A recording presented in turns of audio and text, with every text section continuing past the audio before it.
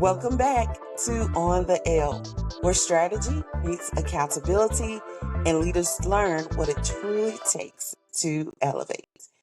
This is the beginning of a new series, and I just kept seeing on LinkedIn a common trend, and I said, look, this is kind of one of my passion projects, my sweet spot when it comes to my professional expertise. So today we're going to talk about resume trends for 2026 and how qualified professionals are still being overlooked. All right, this is episode 1. And before we get into the episode itself, please go ahead and grab your notebook and a pen or pencil so that you can take notes and elevate as a leader. Now, this is something that I think is frustrating a lot of professionals right now, the resume, and more specifically, the resume trends in 2026, and why so many qualified professionals are still being overlooked. Because look, let's be honest, you're applying, you're qualified, you're experienced, you're submitting application after application, and yet you're not hearing anything back. And it's not even a rejection. You're not even getting the rejection email, just stone silence. And what many professionals don't realize is that hiring has changed dramatically. The resume that worked 5 years ago may not work today. And it's not because you're less qualified. It's because the hiring process itself has changed. So we're going to talk about the first shift that I want to identify, and that's that your resume is being read by AI before a human. Let's start here. Many organizations now use applicant tracking systems, or ATS. And that means before a recruiter ever sees your resume, technology is screening it first. The system is scanning for keywords, job alignment, skills, experience matches. And if your resume isn't aligned with what the system is looking for, you may never reach a human being. That's why resumes in 2026 must be clean, simple, ATS friendly, and strategically written. And this is not the time for complicated graphics, text boxes, or overly creative layouts. Let's take a pause. So, what I'm going to do in this first episode is I want to discuss this shift and give you my take on this shift when it comes to AI. We have AI in the middle of you getting a job. It's your application, AI, and the organization. The system is going to be scanning for keywords, job alignment, skills, and experience matches. If your resume does not answer or address those pieces that are supposed to be in the resume, it's not going to be picked up by the ATS. So one of the things that I think that we have to understand, and let me pull back for a minute, is that the workforce has changed.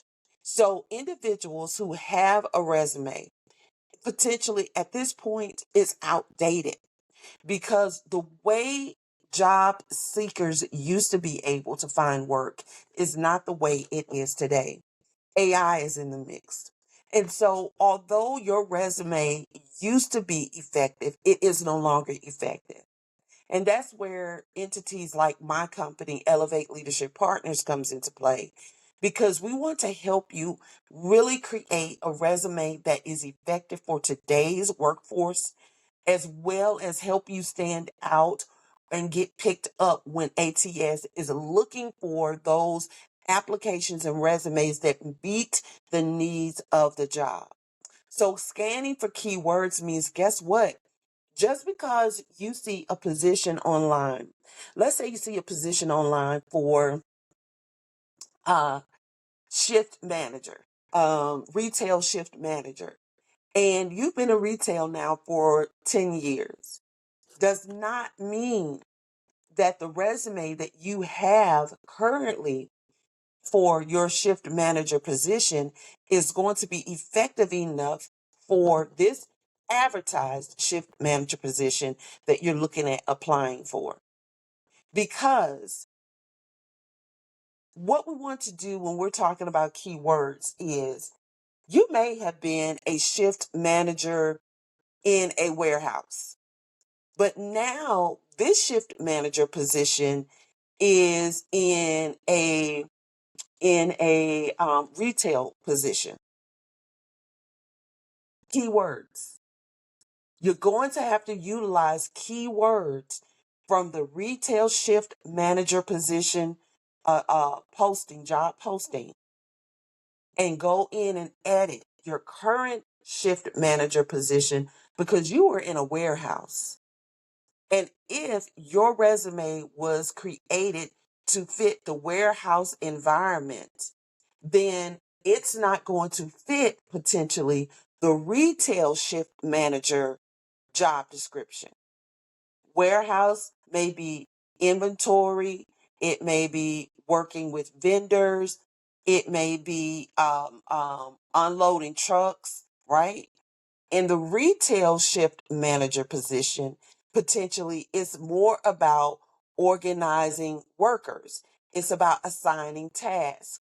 It's about setting floor set, creating, putting floor sets out, changing out mods. Um, it could be conducting markdowns. Does that make sense? So a lot of times people look at a job title that's being advertised and think that they can take their current resume because it was the same job title and they just apply for the position. That's where we get into job alignment, right? Right? And that flow kind of changes. All right. You have people come in, you have set hours, you have your rush hours. But let's say that you're looking to be a cook now, let's say let's say at like an Applebee's. The influx of customers can shift, so you have to show that you can work from different menus. The country club menu is going to be a little bit different from Applebee's menu. The country club may not have a set recipe for what they're putting out, to serve. And Applebee's potentially does have a set recipe for how you're supposed to prepare. Can you prepare it based on Applebee's menu, Applebee's offerings, Applebee's branding? Does that make sense? So you can still use that, that you're a cook and use that resume, but you have to make sure job alignment. And then that wraps into skills, right? If you're someone who is in social media management and your skills are great in social media management, but you've only worked with individuals, right? And you've helped them with their individual social media account or accounts. Now you see a social media manager position, and this one is with, a corporate company, with someone with a corporate business. It may be, you're handling social media for Hilton, right? Hilton Hotels. Are you able to shift your skill set from working with an individual and meeting their branding needs, messaging, to working for a corporate entity and aligning the social media language and presentation to a corporate mission and vision? Make sense? Hopefully it does. Experience matches. So keywords, job alignment, skills. Experience matches is really important, because if the job posting is asking for 3 years of experience and doesn't have a caveat of, or they'll take education and experience to equal the 3 years, then you really do need to have the 3 years of experience. Sometimes it can be very unrealistic, but in general, if Hilton Hotels wanted a social media manager with, 4 years experience managing um, social media accounts, uh, corporate social media accounts is a plus. Then if you just started out as a social media manager, you don't have the 4 years. But if you're passionate about something, let's say you want to apply for a photographer position, and they want someone with 3 years of experience. You you already were kind of doing it on your own before you really went and got any required certifications, equipment, experience, created the social media account, started taking in clients. Okay.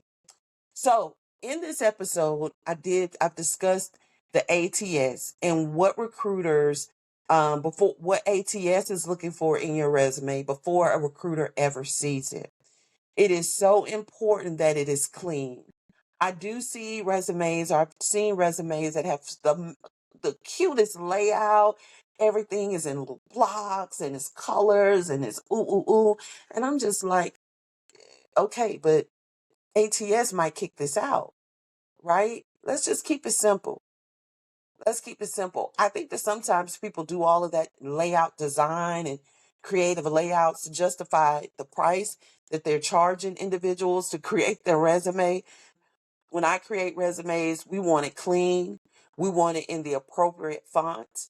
We want it in the appropriate font size. We want the layout to be easy and for people to be able to follow it and see what you have to offer to their organization. So that when you do get in the room for the interview, you can then ask them what they have to offer you as a potential employee. I hope that this has helped you a little bit. Please use the comment section to ask any questions. I really love this part of the workforce industry because it is so important, and I think that it's often overlooked. It's often overlooked. So just ask me any questions that you have, and let's get you that job.